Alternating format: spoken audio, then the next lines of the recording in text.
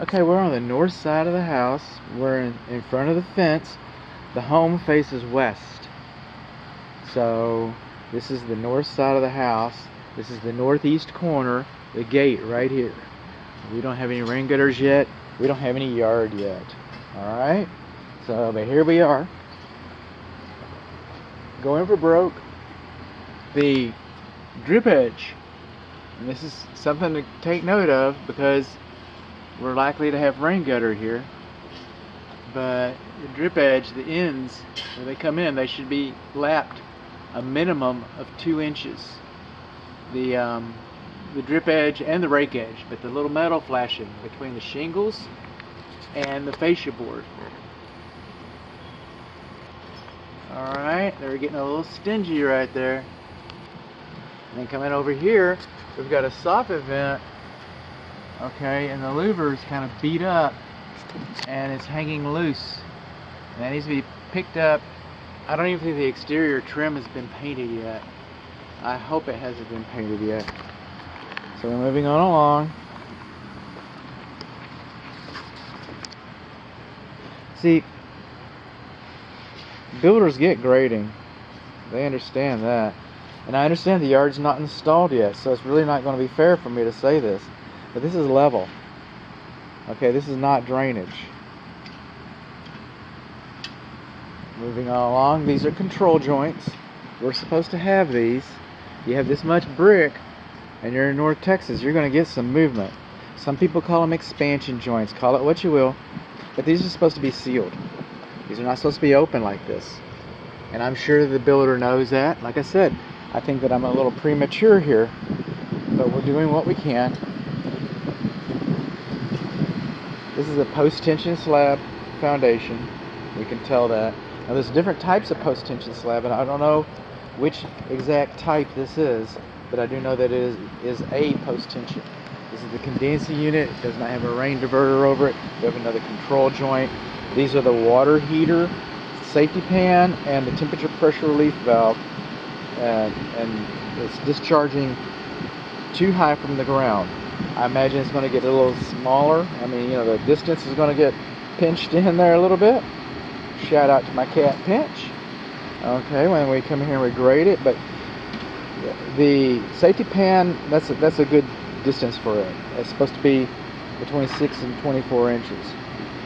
But the water heater is supposed to be between 3 and 6 inches from the ground. So the water heater, temperature pressure relief valve drain line is a little bit high right there. Again, we don't have a lot of sealant coming in. We don't have sealant around the disconnect box for the condensing unit. We don't have sealant around the electric meter. We do not have sealant around the main shutoff. Okay, this is the main electric shutoff for the house. This is and I'm, you know, not seeing a grounding rod here. So we'll get a little farther into that here in a little bit. Coming on along, brick to brick. It's composition shingle roof. It's kind of a dark color. So we're going to be really careful about our ventilation and our insulation. Coming on along. Just raking some dirt up here. Getting it all in good. Yeah, we are. Now down here, they've got these little wings right there. And I get it. If you make the kick-out flashing any more obvious, it's not going to be attractive. But water can curl about 3 inches. You got a loose shingle right there. Water can curl about 3 inches. And so do you think water's going to... And sealant, look at that. Sealant, what does it do? It gets dry and it cracks and it pulls away from the brickwork, and you got to address that every year or so. You've even got a gap right here. See the gap in there? So while it might not be as attractive as having conventional kick-out flashing, I don't know how practical this application is. In fact, I'm saying that it's not a practical application. So we're just kind of moving on along. Got our front portico here. I know, It's new, but we're already developing cracks right in here, and we're going to need sealant around here, and all this is going to be painted. Needs to be painted. So I know the builder wants to come in here and do that. I just do. I got a feeling. Okay, we got a weep hole over there. Looking good. Looking good at the front portico. There we go. I hear the doorbell working. Weep holes. All right. I can find some good things. We're planting. Either that or digging a well. I bet that's where the tree is. A tree shouldn't be closer to the foundation than 25 feet. Now I'm seeing a tree here, a tree there, a tree there. The homeowners association, you're probably not going to be able to move this tree. You probably won't be able to move it. But I'm just saying that when this tree grows, as it grows, the roots will absorb moisture out of the crawl space. They will. They'll absorb moisture out of the crawl space. The branches will be knocking on your trees. This is one of those kickouts that I was talking about that should have been over there. Okay? Is this kickout right here. That kickout, while it's not as attractive an application, that's more practical. And that's going to help prevent water from running down the side of the building right there. So, just saying. Let's see what we've got on the other side of the portico. They put kickout flat. Yeah, they did it on both sides of the portico. Alright. Look at that gap up there. They know there's a gap up there because they've been doctoring on the freeze board. They see how all that pookie's on it. They've been bondoing it. Got a big old gaping hole right there. Do you think water can get in there? I do. I think water can get right in there.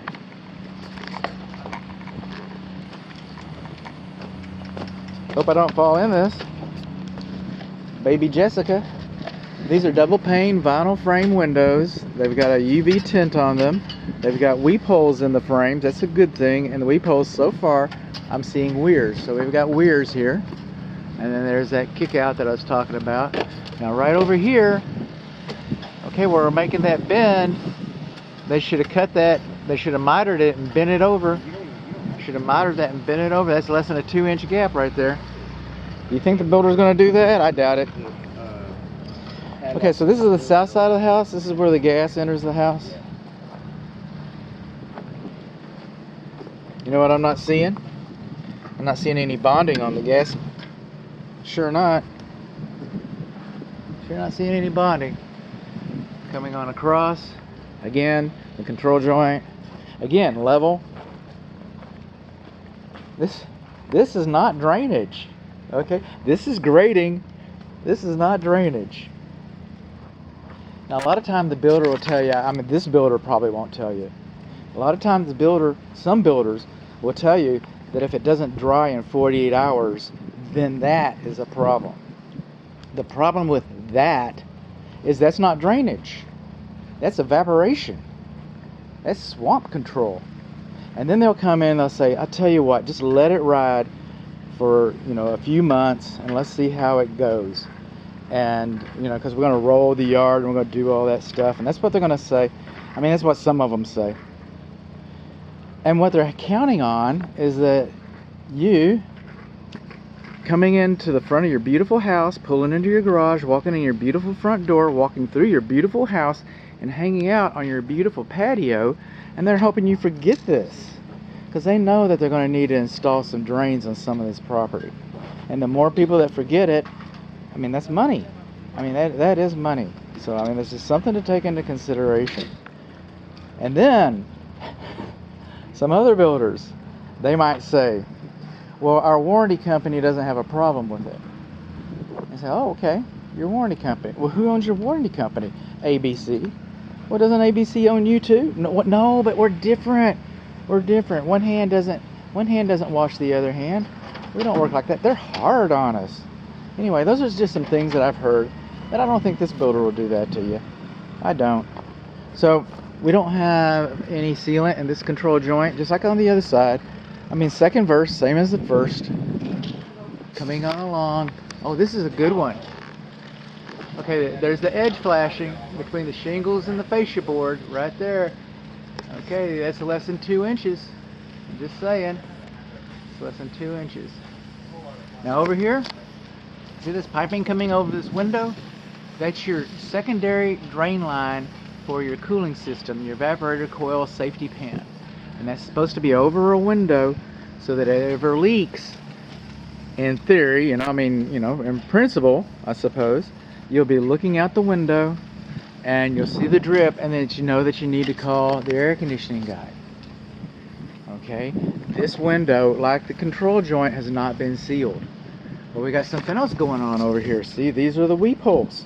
Brick is a wonderful building material. Okay, this home can burn down and you can reuse the brick, but it's also porous. Lawn sprinkler system, if it hits the brick, it goes right through it. Rain goes right through it. That's why we have these weep holes. Most of the time you're only going to see vapor come out of here. Okay, most of the time it's only vapor. If you have an event, you might see water come out of there. That's what it's designed for.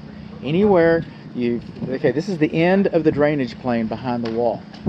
When we have windows and doors, like your garage car entry, it had weep hole above the lintel. It's that red bar right there that needs to be painted.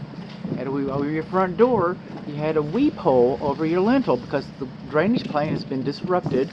The water was accumulate up there, before it runs down here, and we're missing our weep hole over this window. So okay, you want to know my method? We can do that. Do that up right away. Okay. Weep hole missing on south wall window. That's how we do it. That's how we do it. Now over here on the roof, by the way, we're going to get a roof video, but that is a plumbing vent pipe. It's a waste vent pipe that equalizes the pressure so all the dookie can go down. That goes to the bathroom right there.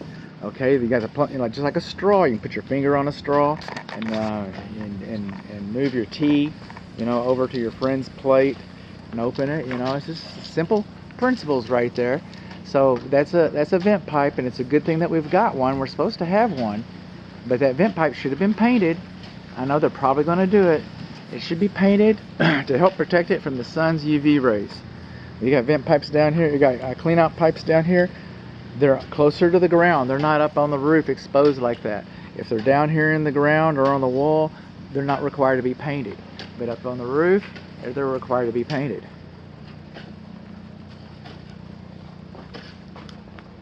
Now we're not doing a wood destroying insect report. This is too soon. They're not going to be here, all right, for a few years. They haven't got the change of address notice. But fences and plumbing are conducive to wood destroying insects by design. Most people want a fence. Most people want a kitchen sink. Most people want a bathtub. Those things are all conducive. When the fence is touching the house under the drip edge, that's conducive by design. Going along, see these windows? They have weep holes. So I don't have anything to complain about. The windows still need to be sealed, just like the others. Second verse, same as the first. Hope they can clean that off of your brick. That's just nasty. Okay. Look over the door. No weep hole. No weep hole. We got a weep hole here? No, it's just sloppy. We do not have weep holes over the patio windows nor the patio door. Okay. And while they're sealing everything, we don't have any weather stripping here. We're missing striker plates. But we should seal this threshold plate right in there because we got a gap in there.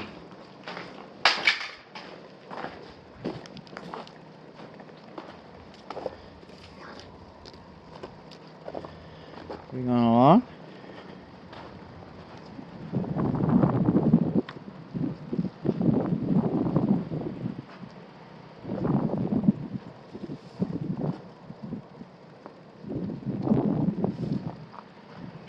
This is where we started, right here. I guess it'd be nice if our cap was adjusted. I don't do fences. There we go. But fences are beyond the scope of this inspection. That's just really not the best application, though. I'm not sure what's going on here. Might see if they can brace this corner up a little bit.